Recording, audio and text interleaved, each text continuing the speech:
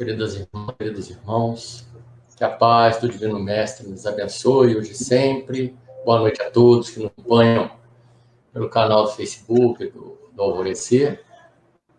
E para iniciarmos a nossa tarefa de hoje, eu vou ler a lição 134 do livro Caminho, Verdade e Vida. Basta pouco. Diz Judas: Senhor, de onde vem que te hás de manifestar a nós e não ao mundo?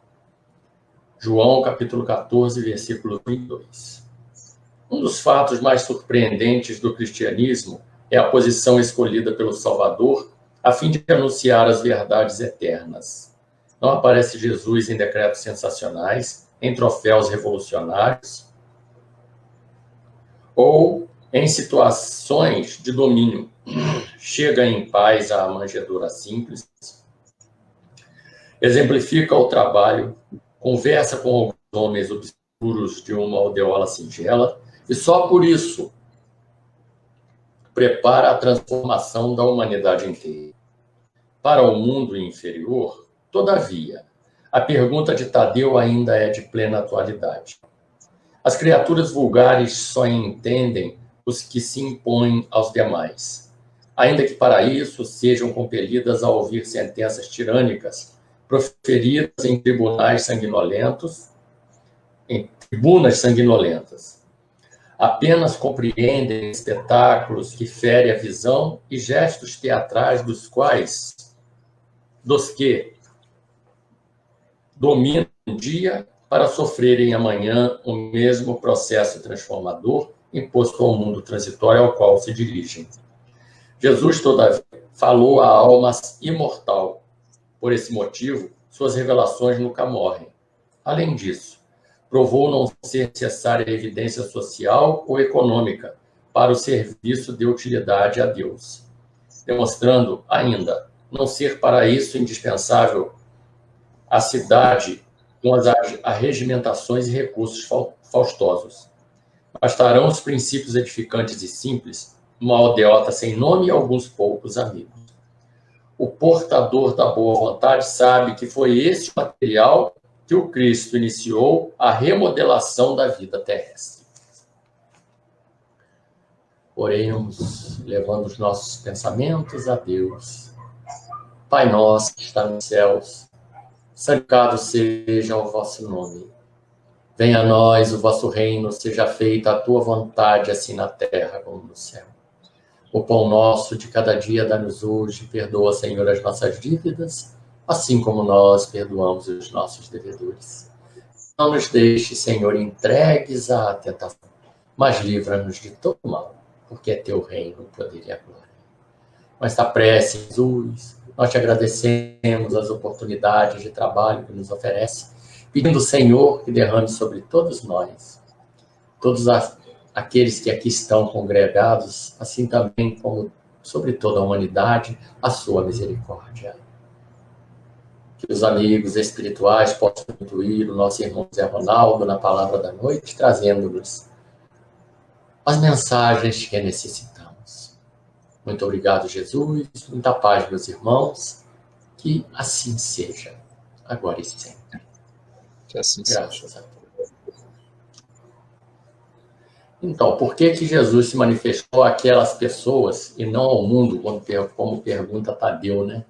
Porque não ia adiantar Jesus ir ao mundo, ninguém ia ouvi-lo, porque o mundo, principalmente daquela época, né, buscavam as conquistas materiais, né, as conquistas pela força, né, pelos exércitos, e não iria adiantar Jesus e buscar pessoas nesse campo social, né? E com pessoas simples, né? Com a simplicidade com que ele começou o seu trabalho, ele atingiu a humanidade inteira, né? E como diz Emmanuel, a palavra de Jesus, ensinamentos, é para a alma imortal. Jesus falou para espíritos e não para a matéria.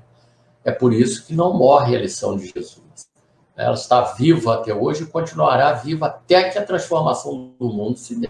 Sempre estará, né?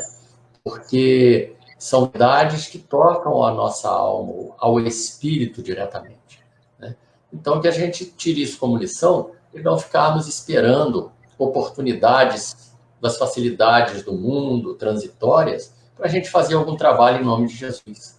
A ação é sair e fazer, despretensiosamente, né? Sem muitos aparatos, sem esperar grandes coisas, fazer o trabalho que nos toca, que nos é dado por Jesus, que nos é oferecido. Se nós já seguirmos fazer aquilo que nos é oferecido, já estamos no caminho de um trabalho maior, né? Então, que Jesus nos fortaleça, nos abençoe nessa tarefa de servir ao Evangelho com simplicidade. Isso que importa. A simplicidade, né? E temos a perseverança para isso. Porque temos que ter perseverança, coragem e fé, né? Que Jesus nos fortaleça, nos abençoe. Eu passo a palavra ao nosso irmão Zé Ronaldo. Boa noite, Zé Ronaldo. Boa noite a todos. Que ele vai nos trazer o tema Ezequiel contra a eternidade das penas. Tá bom? Zé Ronaldo, 9 horas eu retorno para a gente encerrar junto. Tá ok, tá bom. Meus irmãos, boa noite. O tema de hoje, né, Ezequiel contra a eternidade das penas eternas do pecado original, ele está no livro Céu e Inferno, né, no capítulo 6, item 25.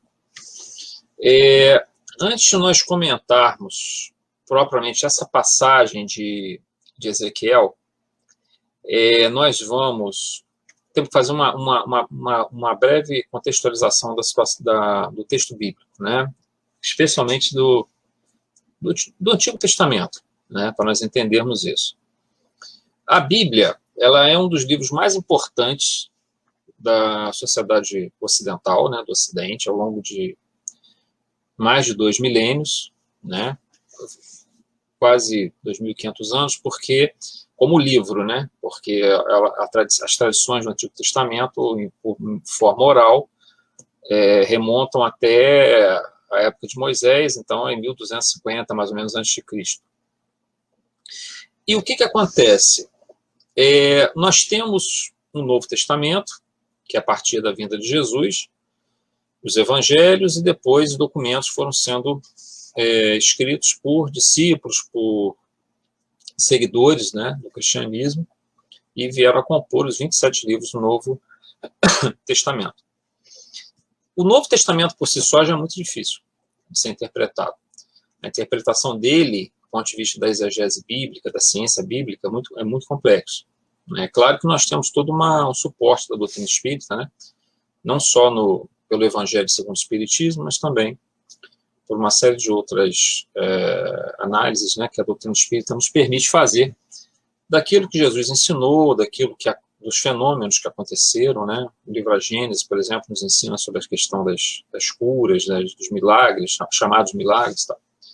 Então, há uma dificuldade interpretativa séria no Novo Testamento, e a moderna exegese vem trabalhando há 200 anos em cima desse trabalho. Kardec seguiu uma linha orientada pelo Espírito de Verdade, trabalhando numa interpretação direta das passagens, não contextualizando, né?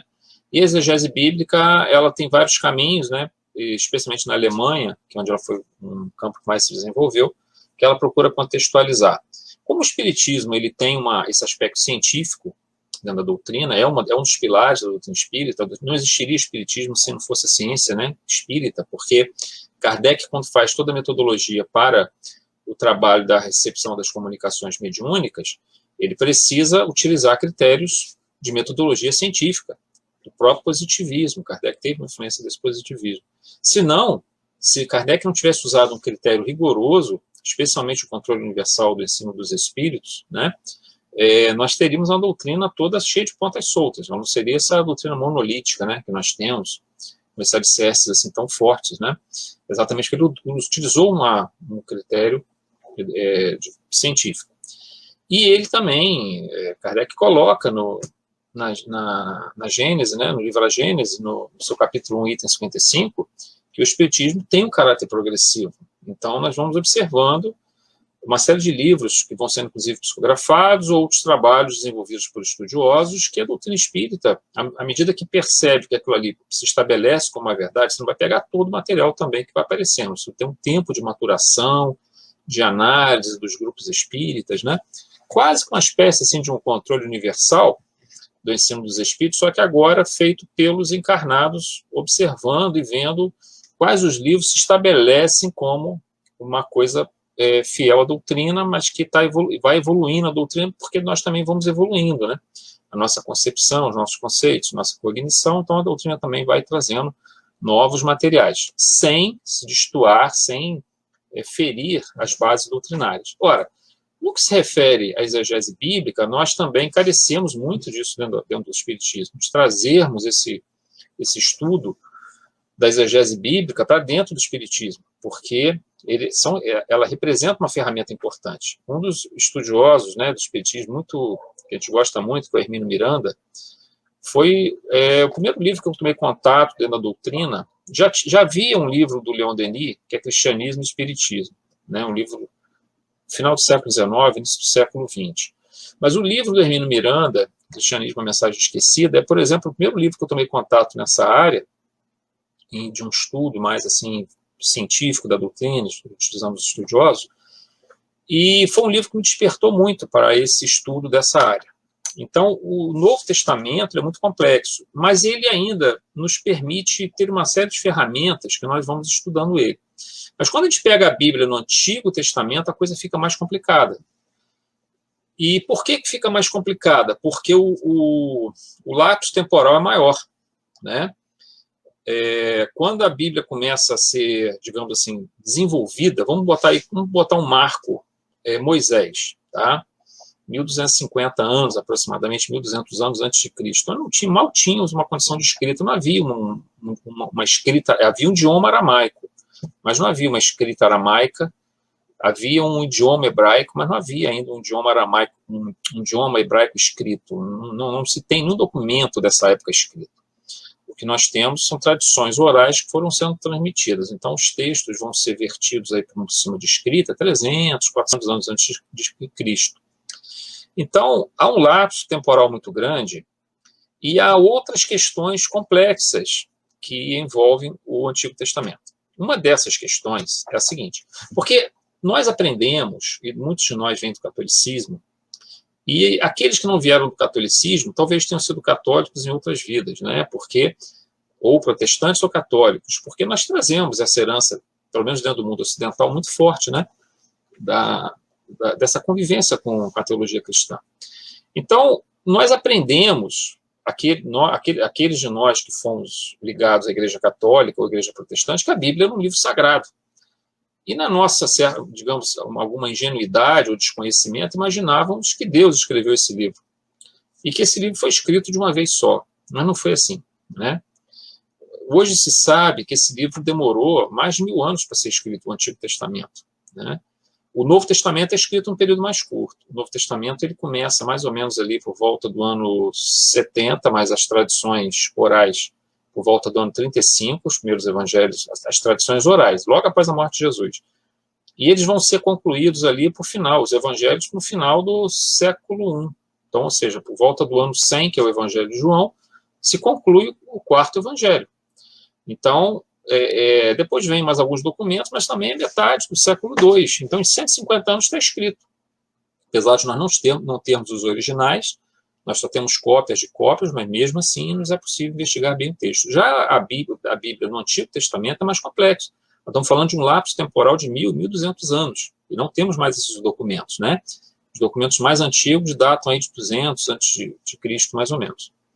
Ou até um pouco mais próximo da época de Jesus. E o que acontece? Nós temos um lapso temporal muito grande, nós temos vários autores, nós temos vários discípulos que complementaram aquilo que os primeiros autores escreveram. Então, por exemplo, vou dar um exemplo para vocês, Isaías. Isaías é um dos mais importantes profetas do Antigo Testamento. E é muito importante conhecer Isaías porque, na época de Jesus, que Jesus ensinou, ele ensinou para o povo judeu.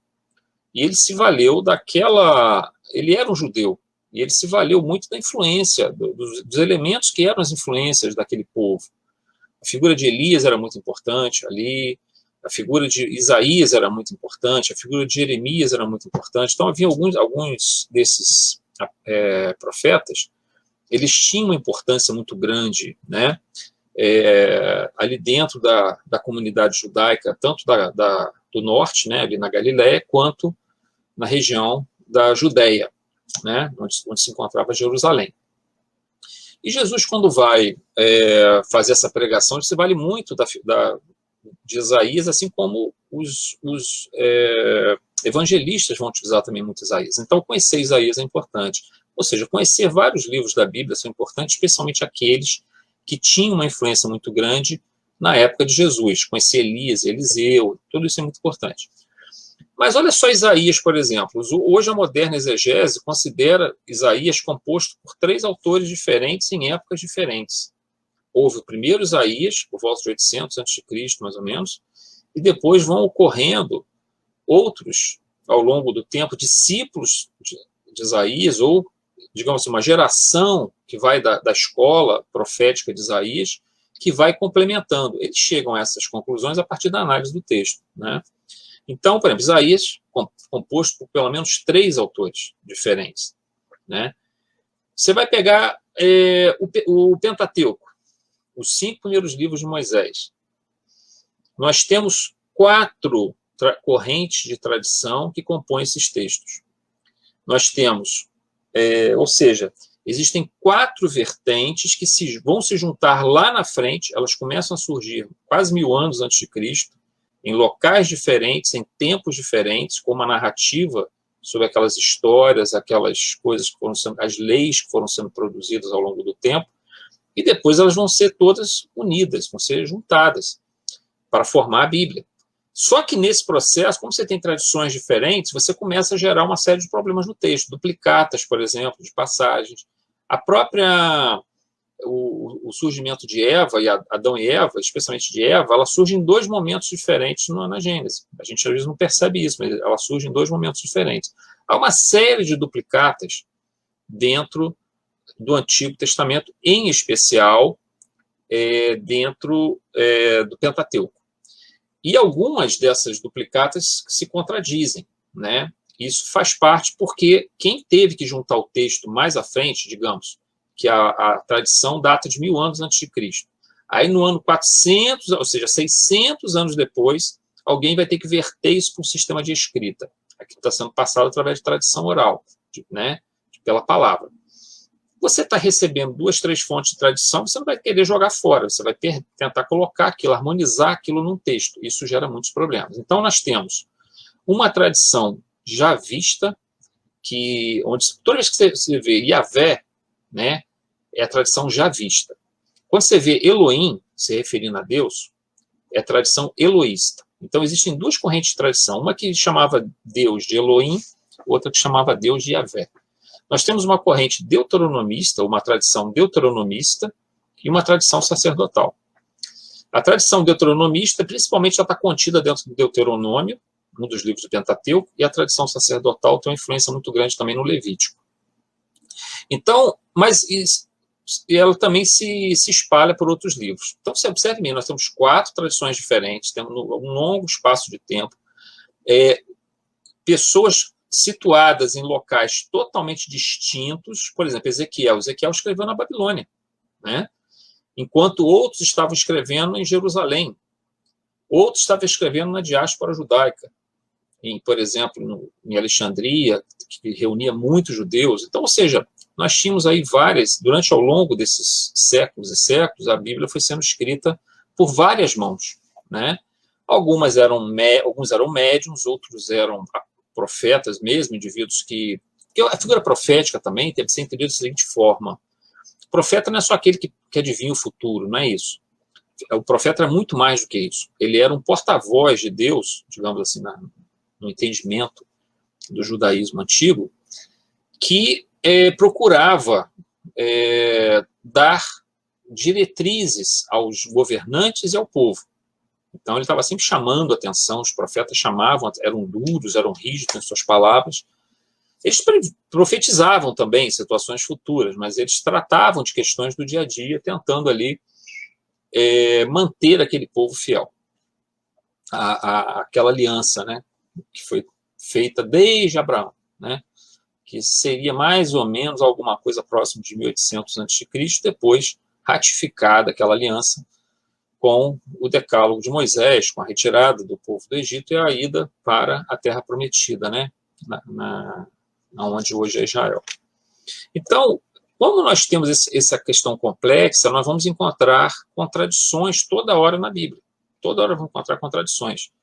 Por isso é muito difícil, aí vem um alerta que a gente costuma dar. Por exemplo, às vezes a gente observa que a questão, vamos falar de reencarnação. Aí vai falar de reencarnação, vamos usar as revelações bíblicas para respaldar a reencarnação. Você vai achar a revelação bíblica do Antigo e do Novo Testamento que vai respaldar, que vai avalizar a ideia de reencarnação, e você vai encontrar passagens que vão contradizer a ideia de reencarnação. Exatamente por isso que nós estamos falando, porque são revelações em momentos diferentes, para pessoas diferentes. Algumas dessas reflexões não eram feitas por médiuns, nem eram feitas por indivíduos inspirados, mas eram feitas por, digamos, teólogos, entre aspas, né, daqueles textos, estudiosos daqueles textos que imaginaram que deveria ser dessa ou daquela maneira.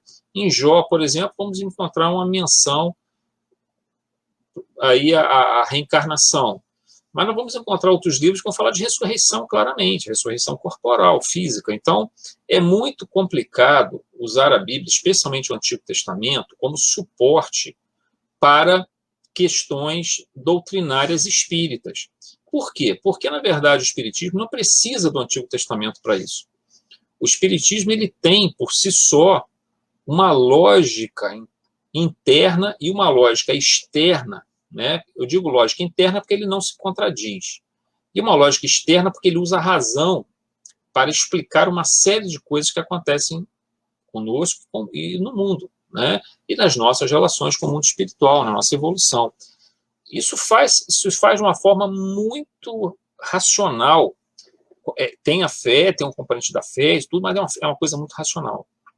Então, é claro que buscar o entendimento da Bíblia é útil, até porque uma pessoa de uma outra religião pode nos procurando tentar entender a explicação daquilo, mas ela não está satisfeita com aquela explicação. É bom que nós conheçamos para poder explicá-la corretamente.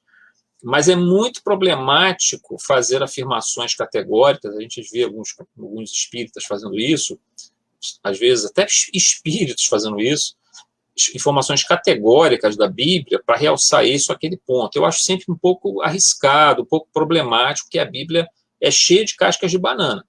Você tem que ler com muito cuidado, porque para um evangélico, especialmente para os evangélicos, a Bíblia é um livro sagrado, é a palavra de Deus que está ali. Para nós espíritas, não é. Para nós espíritas, a Bíblia é uma revelação ao longo do tempo, a boa parte dela do Antigo Testamento, no Novo Testamento a maior parte, mas no Antigo Testamento uma parte, nós podemos dizer que é uma revelação de espíritos superiores, mas tem partes ali que não são.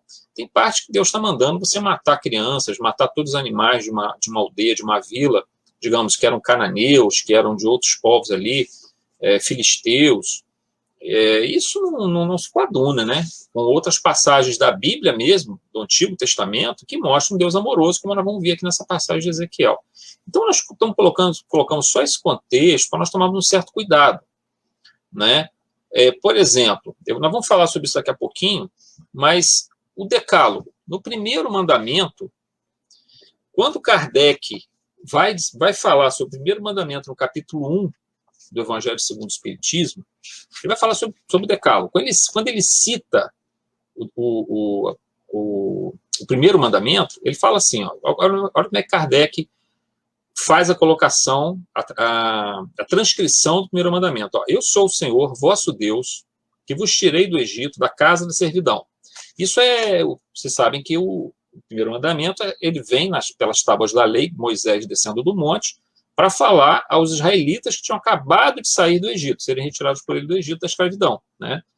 Então ele tira eles da servidão. Não tereis diante de mim outros deuses estrangeiros.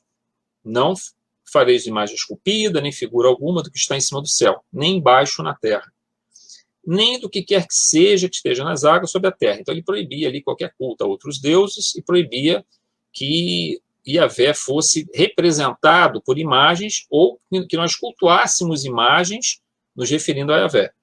Não os adorareis e não lhes prestarei culto soberano. Pronto, Kardec para aqui. Ponto final. Quando nós olhamos no decálogo da maioria das tradições bíblicas, que as Bíblias têm várias traduções e várias vertentes de estudos que mudam muito o sentido dos versículos, a Federação Espírita Brasileira, quando fez nesse caso aqui, do Guilom Ribeiro, que eu tenho, não sei se todos os livros da FEB, que saíram até com tradução posterior, tiveram essa alteração, mas um dos principais, que é esse do Guilom Ribeiro, a FEB, o que a FEB coloca? Ela bota assim: Allan Kardec cita a parte mais importante do primeiro mandamento e deixa de transcrever as seguintes frases, que aí vem a frase seguinte, que Kardec não colocou, sabiamente não colocou. Porque eu, o Senhor vosso Deus, sou Deus zeloso, que puno a iniquidade dos pais nos filhos. A gente vai ver que Ezequiel vai retomar esse tópico aqui daqui a pouquinho. Então, Deus está dizendo que ele é um Deus zeloso, que pune, né, a iniquidade dos pais, os pecados que os pais cometeram, e vai punir nos filhos, na terceira e na quarta gerações daqueles que me aborrecem. E uso de misericórdia até 1000 gerações daqueles que me amam e guardam os meus mandamentos. O que a FEB faz? Ela pega e diz assim, que dizer que você vai punir na terceira e quarta gerações significa que você está punindo o indivíduo que vai reencarnar como neto ou como bisneto dele mesmo, vamos dizer assim, né? Então, por exemplo, eu cometi um pecado, fiz uma vida de transgressões da lei divina. Aí eu desencarno, tem meu filho tem o filho dele, eu desencarno, posso nascer como meu neto, como filho do meu filho, ou como um bisneto meu, né? Isso é plenamente possível, não há problema nenhum nisso. Mas fazer uma afirmação categórica de que o primeiro mandamento está se referindo à reencarnação é uma extrapolação que nem Kardec colocou, porque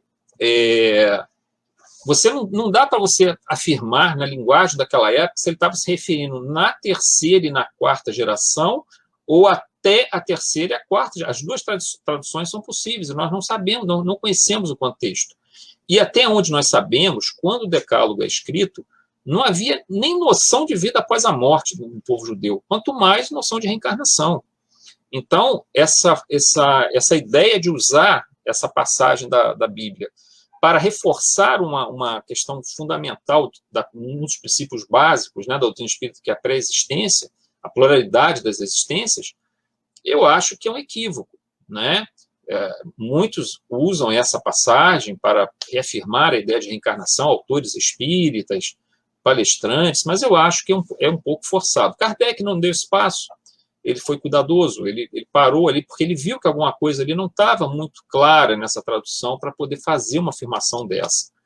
Então, nós devemos ser cuidadosos na análise do Antigo Testamento. É importante estudá-lo? Porque através do estudo do Antigo Testamento, certas passagens, principalmente aquelas que influenciavam o povo judeu, as palavras de Jesus vão fazer sentido nos ensinamentos que ele está falando para aquele povo. Tá? Então, essa introdução, desculpa essa introdução um pouco longa, mas é porque quando a gente fala, por exemplo, desse texto de Ezequiel, a gente vai entender o porquê que começam a surgir algumas contradições do texto em relação a outras passagens. Por quê? Porque Ezequiel pode ter recebido uma passagem, um texto, que não fazia menção a essa segunda parte aqui, do primeiro mandamento do Decálogo. Os textos, às vezes, eles iam sendo transmitidos, depois que eles foram vertidos para o sistema de escrita, né, os ensinamentos, muitas das vezes eram vertidos de uma maneira diferente. Então, você tinha acesso a manuscritos de forma diferente. A gente não sabe se Ezequiel teve acesso a um manuscrito que não continha essa passagem, mas a afirmação que Ezequiel faz, nós vamos ver, ela é exatamente contra essa ideia de que Deus pune o pecado dos pais nos filhos, tá? Então, o primeiro conceito... antes disso, só para nós comentarmos, para nós nos situarmos, né? Os judeus foram da Judéia, de Jerusalém, eles foram conquistados por Nabucodonosor, né, que era o rei da Babilônia, em 597 a.C. E eles vão retornar do exílio em 538 a.C. Então, eles ficam um bom tempo lá, mais de 60 anos, 61 anos na Babilônia. E depois vão retornar. Aí, o rei que vai assumir depois, bem depois de Nabucodonosor, vai dar essa anistia aos judeus e permitir que eles retornem a Jerusalém. Tá?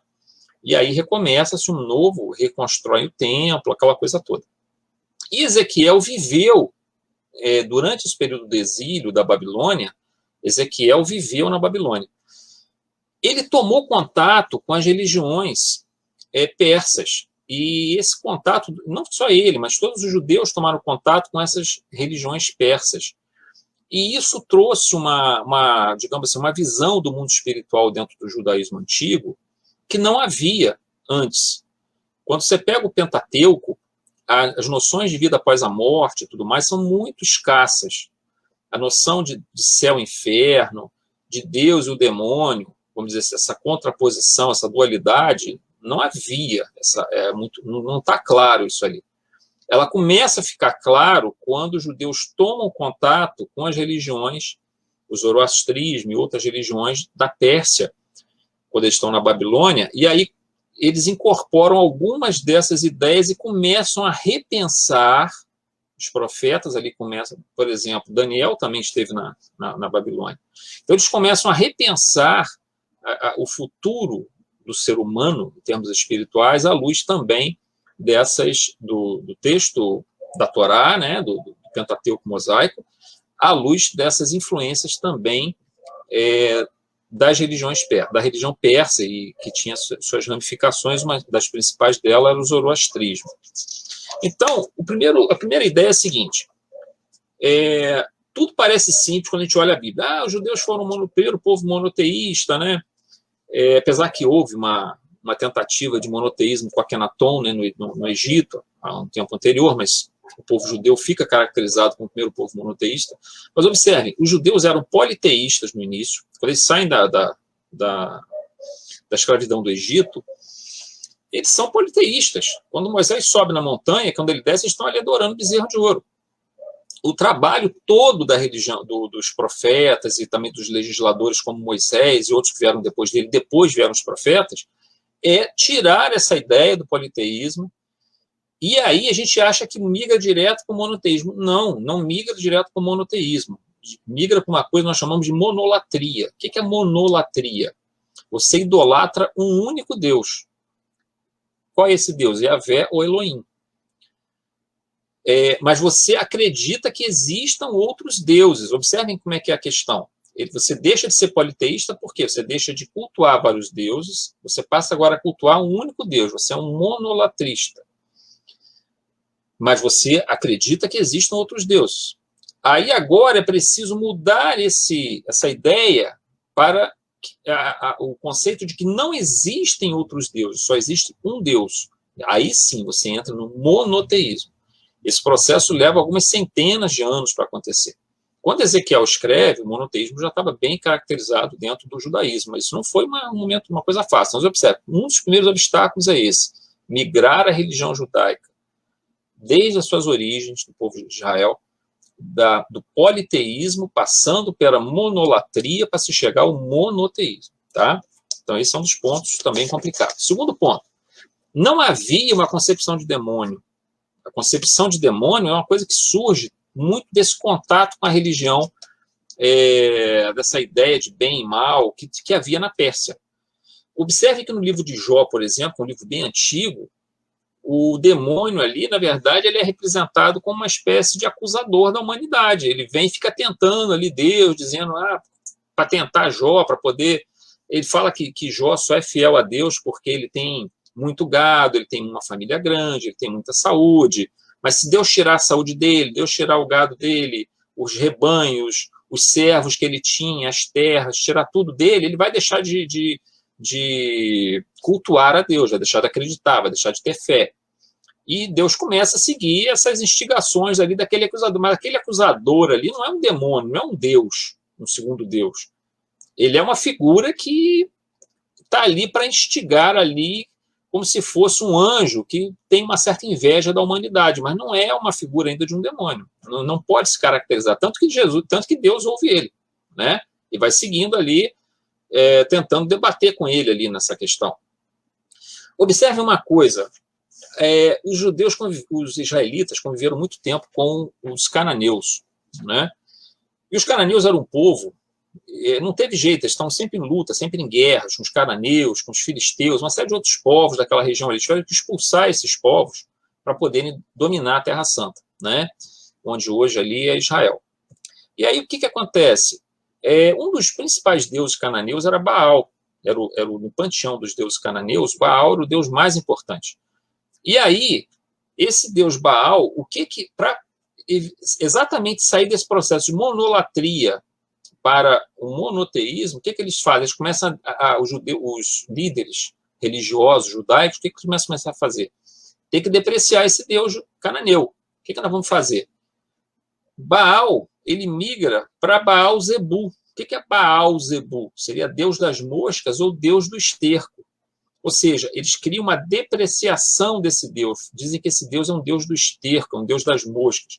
No Novo Testamento, nós já vamos... Aí, 500, 600, 700 anos depois, nós vamos encontrar ali a figura de quem? Beelzebu. Beelzebu, na verdade, que ali já está caracterizado como um demônio, quando Jesus se refere a Beelzebu, ele está citando um inimigo de Deus. Mas quando, aí sim, está bem caracterizado ali, nessa época que Jesus chega à Terra, reencarna na Terra, você já tem uma figura ali dentro do mundo judaico, tem o bem e o mal, tem Deus e tem o demônio. Demônio representado pela figura de Beelzebu. Mas se vocês observam, se nós recuarmos 500, 600 anos, Beelzebu, na verdade, não era um demônio. Ele é, na verdade, um deus cananeu. E os israelitas entendiam dessa forma, que ele era um deus cananeu, que não era para ser adorado, mas não era um demônio no sentido moderno que nós temos da palavra. Então, tudo isso foi muito complexo dentro desse processo de transformação, né? Uma outra coisa também importante agora surge, que é o seguinte: no texto de Ezequiel, ele vai falar do pecado, ele não fala do pecado original, mas acaba surgindo a ideia do pecado original. Porque no pecado original, o que acontece? O pecado, entre aspas, de Adão e Eva, que foi buscar aquele conhecimento proibido, primeiramente, né, comendo a maçã daquela árvore proibida, que na verdade seria a árvore do conhecimento, gera esse primeiro pecado. E esse pecado produz uma humanidade, de certa forma, degenerada, que só vai se recuperar com a aliança de Abraão, que aí vai se escolher o povo israelita no meio dessa humanidade degenerada, e esse povo, a partir dessa aliança, e depois ratificada pela aliança propiciada através de Moisés, dos 10 mandamentos, é aí que o povo israelita passa a ser um povo escolhido. Mas escolhido da onde? De um meio degenerado. Degenerado por quê? Por causa do pecado que remonta a Adão e Eva, excluídos do paraíso, expulsos do paraíso. Ora, do ponto de vista para nós espíritas, nós sabemos bem, e Kardec coloca muito bem isso no livro A Gênese, sobre a raça adâmica. Emmanuel, no livro A Caminho da Luz, vai falar sobre isso também, em termos dos exilados de Capela, que vêm para o planeta Terra, né? Vindo de um mundo que estava chegando ao mundo regenerado, para o mundo de provas e expiações. Ora, quando chega nesse ponto, fica a ideia do paraíso perdido, né? O mito do paraíso perdido, aquele arquétipo, o inconsciente coletivo, que faz com que as pessoas imaginem, e Kardec colocou também dessa forma, um paraíso perdido, uma raça que saiu de um local, um grupo humano que saiu de um orbe planetário que já estava se regenerando, uma vida bem mais tranquila, bem mais harmoniosa. Eles deixam aquele planeta porque não souberam se transformar espiritualmente para fazer parte daquele planeta. Como a Terra está vivendo agora, um mundo de transição planetária, e foram exilados para a Terra. E aqui surge o mito do paraíso perdido. Então, para nós espíritos, está muito claro. Na Bíblia, se transforma num mito, né? E nesse mito do pecado original, vão surgir 3 vertentes importantes para nós conhecermos. A primeira delas é a vertente que está no cristianismo. Dentro do cristianismo, essa ideia de que Adão e Eva corromperam a essência do ser humano exigia um procedimento. Qual era esse procedimento? Na teologia cristã católica, isso se dá ao longo... nós não temos um tempo para falar sobre isso, nós temos que falar mais rápido aqui. Então, isso leva o quê? Leva aí centenas de anos para se desenvolver a ideia de que a criança já nasce com esse pecado original, na teologia católica. O que tem que fazer? Batizar a criança para tirar o pecado original dela, até que ela possa fazer os outros sacramentos. Porque se ela morrer antes desses outros sacramentos, ela está salva. Se ela não for batizada, ela vai para o limbo, né? Essa era a visão católica. Isso está mudando, mas era a visão predominante, predominou por muito, muito tempo. Ainda existe essa visão. As crianças, os católicos se sentem... Tem espírita que batiza filho. Você vê que isso é tão forte, essa ideia, né, que tem espírita que chega a batizar filho, fica com medo que vai acontecer alguma coisa se não batizar. Olha só como é que o nosso consciente funciona, né? Eu e a minha esposa, nós temos 2 filhos. Um está com 26, outro está com 14. E nós fomos muito pressionados por parentes. Por que a gente não estava batizando? Inclusive parentes que tinham simpatia com o espiritismo ou eram espíritas. E achavam que tinha que batizar, porque podia dar algum problema, né? Estava um pecar, um pelar, né? Então, é complicado isso. Então, mas eles não foram batizados, os 2 não foram batizados. E aí, o que acontece? Na religião protestante é diferente. Na teologia cristã protestante, o batismo visa também fazer você mergulhar no Espírito Santo, que chamam no Espírito, né? E esse processo, ele começa com a ressurreição de Jesus. Estou falando ressurreição por conta da teologia cristã, tá, gente? Dentro essa ressurreição de Jesus é um evento salvífico para católicos e protestantes. Para os protestantes, esse evento salvífico, ele é apropriado pelo cristão no momento do batismo. Então, é preciso, no caso católico, batizar a criança, no caso do protestante, o adulto, no momento que ele se sentir consciente para fazer isso, ele vai fazer aquela imersão de água ali, na água, e é um ato representativo. Ele, por si só, não salva, mas ele representa que ali ele assume o compromisso ali para frente de mudar a sua vida, né? De se transformar, de se modificar e de aceitar Jesus como Salvador. Não há uma prática ética embutida como no Sermão da Montanha. É a aceitação de Jesus como Salvador. Isso é um pouco diferente. E no judaísmo, também havia essa ideia de que Adão e Eva geraram uma descendência com problemas. Porém, isso não era uma coisa por si só, porque o povo já tinha sido um povo escolhido, já tinha o pacto de Abraão, já tinha o pacto com Moisés. Então, o que os israelitas tinham que fazer era seguir os caminhos mostrados pela Torá, pelos profetas. Os banhos rituais de purificação, de batismo judaicos, não eram banhos no sentido... Esse batismo ocorre frequentemente, as abluções e os banhos ritualísticos. Eles visam tirar as impurezas, e são feitos com frequência, eram feitos também com frequência. Então, não era uma coisa que se faria uma vez, como é na teologia cristã, católica e protestante, e aquilo vai ficar para a vida toda. Não, é feito várias vezes. O tempo todo você tem que estar tirando as impurezas ritualísticas, tá? Então, esse é o conceito de pecado original. Agora, ele gera um problema, né? Porque se você tem Jesus... se Deus, digamos assim, pune a geração de Adão e Eva, ele está punindo os filhos pelo pecado dos pais, supondo que esse mito fosse uma verdade, tá? E no Decálogo, nesse acréscimo, pelo menos, que está no Decálogo, a gente não sabe se ele pertence ou não ao Decálogo, ele parece quebrar um pouco a primeira passagem, como Kardec coloca ali. Quando chega essa segunda passagem, que fala que pune na 3ª e 4ª geração, ou até a 3ª e 4ª geração, parece quebrar um pouco, pode ser uma inclusão posterior, fica um mandamento muito longo, muito estranho aquilo, mas é um objeto de estudos, né? O que ocorre? Ali também nós estamos falando que os filhos são punidos pelos pecados dos pais. Ora, o que Ezequiel coloca? Vamos ver aqui, entre os capítulos 33 e também no capítulo 18 de Ezequiel, que são os 2 capítulos que Kardec usa para essa passagem aqui do céu e inferno, ele bota assim, ó: se esse homem tem um filho que, vendo todos os crimes por seu pai cometidos. O filho está vendo os crimes que o pai cometeu. Se aterrorize e evite imitá-lo, este não morrerá por causa da iniquidade de seu pai, mas viverá muito certamente. Seu pai, que tinha oprimido os outros por calúnias e que tinha praticado ações criminosas no meio do seu povo, morreu por causa da sua própria iniquidade. Ou seja, o filho não tem nada a ver com aquilo que o pai cometeu. E ainda continua depois. A alma que tem pecado morrerá por ela mesma. O filho não sofrerá pela iniquidade do pai, e o pai não sofrerá pela iniquidade do filho. A justiça do justo verterá sobre ele mesmo, a impiedade do ímpio verterá sobre ele mesmo. Observe, interessante o que Ezequiel está colocando aqui. Ele está se contrapondo ao primeiro, não ao primeiro mandamento, mas aquele complemento final do primeiro mandamento, está se contrapondo à ideia do pecado original.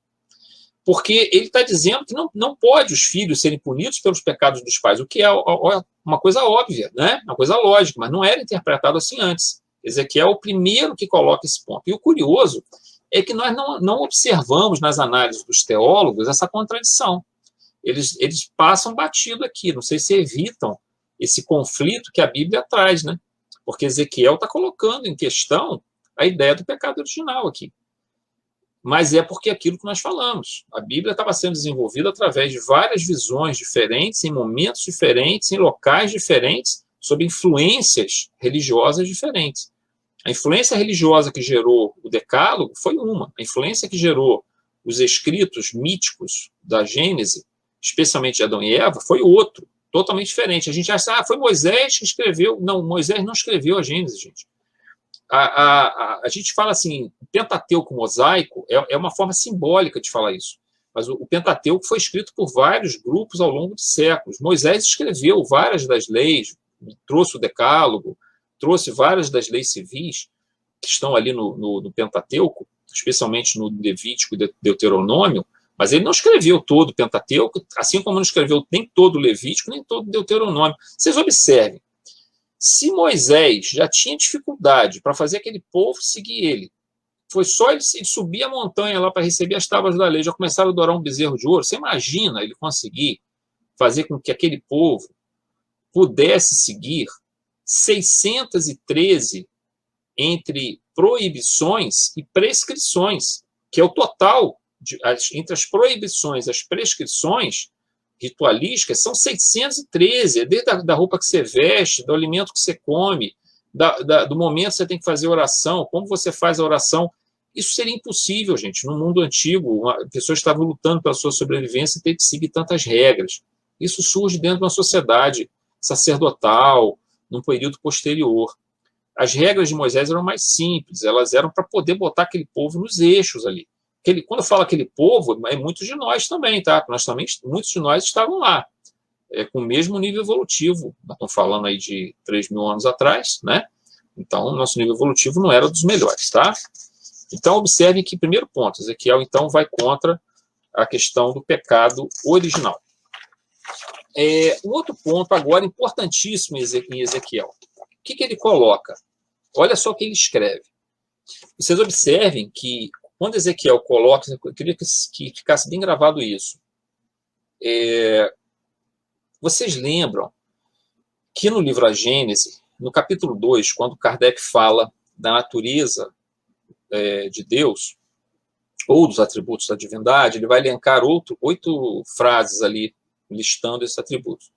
Um dos atributos é Deus é soberanamente justo e bom. Ora, ele coloca 2 qualidades numa única frase. É o único momento que ele coloca isso. Os outros sempre é um único adjetivo, uma única qualidade para a infinitude de Deus. Mas nessa frase ele coloca Deus é infinitamente justo e bom, querendo mostrar com isso que justiça e bondade, justiça e misericórdia, justiça e compaixão caminham juntas. Na visão de Deus, sabiamente, Kardec, intuído ali pelo Espírito de Verdade, coloca dessa forma, ele faz uma junção de justiça e bondade, justiça e misericórdia, né? Agora, o que Ezequiel faz naquela primeira parte, quando ele diz, que nós lemos aqui, quando ele diz que os filhos não herdam os pecados dos pais? Ele está falando em justiça, uma justiça equânime, né? Porque os filhos herdarem os pecados dos pais seria uma injustiça. Então, ele está falando em justiça. continuando no texto, agora só como é que Ezequiel continua aqui. Ele agora fala um pouco, mas está dentro desse contexto ali dos filhos herdarem ou não herdarem os pecados dos pais. Ezequiel mostra que os filhos não podem herdar os pecados dos pais, nem os pais receberem o pecado dos filhos. Cada um colhe os frutos daquilo que fez ou deixou de fazer. Ele diz assim: é que eu quero a morte do ímpio, disse o Senhor Deus, e não quero antes que se converta e desgarre do mau caminho que trilha. Isso está em Ezequiel capítulo 18. A resposta é: mas quanto ao ímpio, se ele se converter de todos os pecados que cometeu e passar a guardar os meus mandamentos e praticar o direito e a justiça, certamente ele viverá e não morrerá. Nenhum dos crimes que praticou será lembrado, viverá como resultado da justiça que passou a praticar. Olha só, ele está mostrando que Deus está disposto a dar uma oportunidade ao indivíduo de se transformar diante de uma mudança de comportamento dele. Se ele abandonar os erros passados e começar a se comportar de uma forma diferente daqui para frente, Deus quer resgatar esse indivíduo. Ele diz ainda: dizer-lhes essas palavras: eu juro por mim mesmo que não quero a morte do ímpio, mas que o ímpio se converta, que abandone o mau caminho. O que nós estamos vendo aqui? É um Deus de bondade, né? É um Deus de misericórdia, de compaixão. Mas ele tinha falado de um Deus de justiça, né? Quando ele falou que o filho não herda os pecados dos pais e vice-versa. Então, o que nós estamos tendo aqui nesse texto? Justiça e compaixão, justiça e misericórdia de Deus. Como é que eu equalizo justiça e misericórdia? Eu não posso ter inferno nessa história, eu não posso ter pena eterna aqui. Se eu coloco penas eternas dentro desse conceito, analisando, observem bem, eu não estou querendo dizer com isso que Ezequiel disse para o seu povo naquele momento, como profeta, que não haviam penas eternas. Tá? Ele coloca claramente em xeque a questão de uma geração não herdar os pecados dos seus antecessores, mas ele não está colocando diretamente, de uma forma explícita, a condenação às penas eternas, mas ele está colocando aqui uma dúvida razoável, porque ele coloca a ideia de um Deus amoroso, que quer a salvação de todos. Observem que Jesus vai retomar esse tópico, tornando ainda mais intenso essa ideia de um Deus Pai amoroso. E ele diz o seguinte, observem bem que coisa interessante. No Sermão da Montanha, ele diz assim, para a gente perdoar os nossos inimigos, para nós amarmos aqueles que nos caluniam, aqueles que nos prejudicam. E ele diz depois: sede perfeitos como o vosso Pai Celestial é perfeito. Então, um dos critérios de perfeição de Deus era o perdão, era perdoar. E ele diz que nós devemos fazer isso para buscar ser perfeito, nos espelharmos em Deus, os nossos caminhos. Jesus mostrou isso claramente. Quando Pedro pergunta a ele: quantas vezes devo perdoar o meu irmão? 70 vezes, 7 vezes. Ou seja, uma quantidade enorme, porque 7 vezes já era um número representativo do todo, é simbólico esse número 7. Ou seja, Jesus não está falando aqui em reencarnação, ele não está falando nesse aspecto, mas ele está dando a entender o seguinte, que é um Deus de amor, é um Deus misericordioso, é um Deus que vai perdoar inúmeras vezes. E a única forma, gente, que isso tem de acontecer é através da reencarnação. E automaticamente, quando você fala em reencarnação, você coloca em xeque, ou melhor, você elimina completamente a ideia de inferno.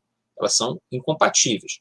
Qualquer ideia que trabalhe a questão do inferno, de penas eternas, ela se choca com a ideia de uma justiça divina junto com uma compaixão. Ela seria pura justiça, mas uma pura justiça que também não reflete a suprema inteligência divina, uma força suprema de inteligência e uma força suprema de perfeição, ou soberana perfeição. A perfeição de Deus e a inteligência de Deus nos seus aspectos supremos, eles não se coadunam com uma justiça que implica em penas eternas, porque ela renega, ela não dá a oportunidade ao indivíduo de resgatar os seus equívocos. E muitas das vezes, aí se nós formos estudar caso a caso, nós vamos pegar aquelas situações, o indivíduo morreu com 20 anos, depois de ter cometido graves erros. O outro morreu com 50 anos, depois que ele cometeu graves erros aos 20 anos, mas se regenerou, se modificou, andou pelos caminhos retos, como coloca aqui Ezequiel, e foi abraçado por Deus. Ora, então onde está esse critério de justiça? Um morreu com 20 anos, não teve tempo de se regenerar, de se arrepender e modificar os seus caminhos. O outro morre com 50 anos, teve mais tempo e surgiu a oportunidade, ele aproveitou isso. Como é que se define essas situações? Então, não há realmente uma justiça se você não equalizá-la com a compaixão, né? E não estou nem falando da perfeição divina, nem da inteligência, da soberana inteligência divina. Nós já tivemos aqui a oportunidade, em outras ocasiões, de colocarmos que seria assim, mais ou menos, quando se fala em penas eternas, seria mais ou menos o inferno, a ideia de inferno, compararmos a ideia de Deus. Vamos assim fazer um exemplo bem simples, bem, digamos assim, mas é representativo, tá? Imagina que Deus é como se fosse um arquiteto, tá? Que projeta 100 prédios, 100 imóveis para a pessoa morar. Então, esses prédios, olha, se nós estamos falando de um ser que projeta esses prédios e cria as condições para que esses prédios sejam construídos. O projeto desse prédio, todos os elementos que permitem a construção desse prédio, ou seja, todo o conjunto de leis naturais e leis morais que vão favorecer o surgimento dessa obra, elas têm que ser perfeitas, elas têm que ser infinitamente sábias, né? Então, se você tem uma infinita perfeição, uma infinita sabedoria, se ele projeta 100 imóveis, faz 100 plantas, os 100 imóveis têm que ser perfeitos. Não vai poder ter um prédio que o quarto é pequenininho demais, a sala é muito grande, o quarto é muito pequeno, não cabe nem os móveis lá dentro, a pessoa morre de calor abafado dentro daquele quarto, ele abre a janela para o sol da tarde, não para o sol da manhã, coisas desse tipo. O box do banheiro, a água escorre toda para fora do ralo, vai para o outro canto, longe do ralo, como a gente costuma ver acontecer. Nós estamos falando de um Deus que projeta e constrói, né?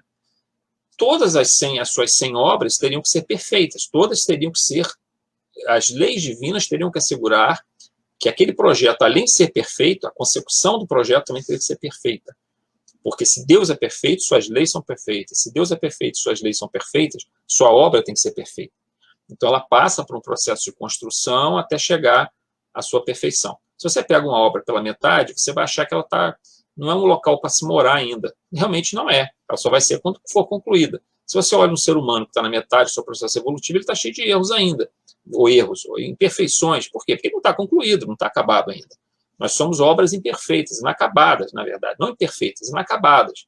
Como somos obras inacabadas, nós não servimos para a verdadeira morada, né, de Deus dentro de nós. De compactuarmos com Deus essas sementes divinas que trazemos como perfectibilidade em potencial, né? Então, o que nós observamos é que a ideia de penas eternas e inferno, ela coloca por terra isso. Em teoria, nós teríamos que imaginar que dessas 100 obras que esse engenheiro divino ou esse arquiteto divino criasse, 20, 30, 40 seriam obras perdidas, que elas não conseguiriam chegar ao final. O prédio cairia, ele seria falho, ou seria falho no projeto, ou seria falho na consecução da obra. Então, isso não condiz com o que nós colocamos como premissa, ou seja, que esse arquiteto ou engenheiro que projeta e executa, ele é perfeito em todos os seus atributos. Então, a obra final tem que ser perfeita. Não dá para imaginar que parte dessas obras vão ter que ser jogadas no inferno, porque elas não servem, elas não funcionaram, as leis divinas não foram suficientes para adequarem elas no caminho. Então, isso é um argumento muito forte para nós colocarmos, varrer para fora de uma vez, essa ideia de inferno, de pena eterna, que é uma coisa que assusta tanto as pessoas de outras religiões, né, especialmente nas religiões cristãs, de uma forma muito, muito equivocada. Porque o que Jesus mostrou era um Deus, profundamente um Deus de amor. E o que Ezequiel coloca, de certa forma, é isso, né? O que Ezequiel está colocando? Ele está combatendo a ideia, de certa forma, do pecado original e está jogando essas sementes para se entender melhor. Pera lá, mas se Deus deseja não o castigo do ímpio, mas ele deseja tê-lo para junto de si, ele vai dar oportunidades para que isso aconteça, né? E talvez numa vida não seja suficiente. Portanto, ela mostra, principalmente pela análise espírita, né, que fica mais fácil para a gente analisar essas questões, que ele ali está colocando já, de certa forma, uma possibilidade para nós pensarmos em termos de que oportunidades terão que ser dadas. E aí, se oportunidades estão dadas, começa a fazer frente à ideia de contrariar essa ideia de penas eternas. Então, a gente só quer deixar mais ou menos definido, nesse estudo que nós fizemos, a complexidade, as dificuldades que o texto bíblico traz. Por isso que nós espíritas sempre precisamos, quando formos analisar os textos, olhar com certo cuidado, com uma certa abrangência, dentro das ferramentas que a própria exegese bíblica nos traz e que em breve nós vamos estar trazendo também para dentro do espiritismo, no momento certo, na hora certa, a espiritualidade definir, isso vai acontecer. Mas é um texto importante que Kardec nos traz, trazendo essas considerações de Ezequiel, para nós refletirmos e vermos que ao longo do tempo, quase, vamos dizer, Ezequiel praticamente 500, 600 anos antes de Cristo, já estava trazendo esses conceitos mais avançados para nós. Isso aí é a revelação espírita, e o espírita também para jogar luz sobre todas essas questões. E aí para a gente fica mais fácil, né? Quando o teu espírita fica uma ferramenta que a gente tem condições de avaliar com mais cuidado, tá bom? Então eu passo agora para o Inácio aí a palavra.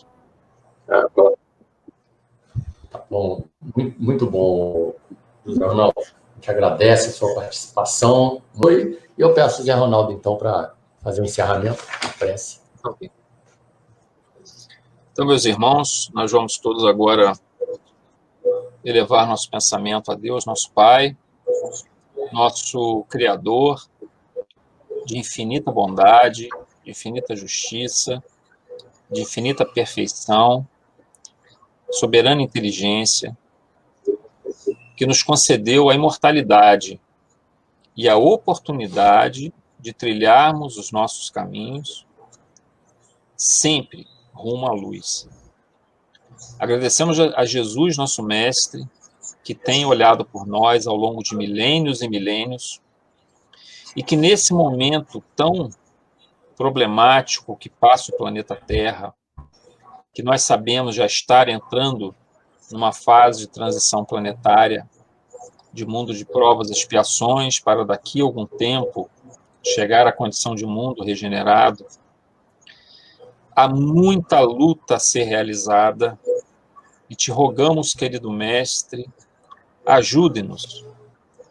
Permita que tenhamos a sintonia para ouvir os bons espíritos, os nossos mentores, os trabalhadores espirituais das casas espíritas, que conosco vão nos utilizar como ferramentas também para a divulgação do teu evangelho, a divulgação da doutrina espírita, como um contraponto a todas tantas contradições, tantas ideologias que deturpam a essência do evangelho, deturpam a essência da lei divina, e temos essa ferramenta maravilhosa em nossas mãos, que é a doutrina espírita, Senhor, para podermos utilizar para a nossa melhora, a nossa transformação, mas também para compartilhá-la com outros irmãos, em busca de um mundo melhor, um reino de Deus dentro de nós, um reino de Deus em torno de nós, à nossa volta.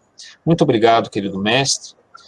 Proteja e ampara todos os nossos irmãos que nos ouvem nesse momento, que compartilham esse estudo dessa noite, e que possamos todos em nossos lares estarmos sob tua proteção, sob teu amparo.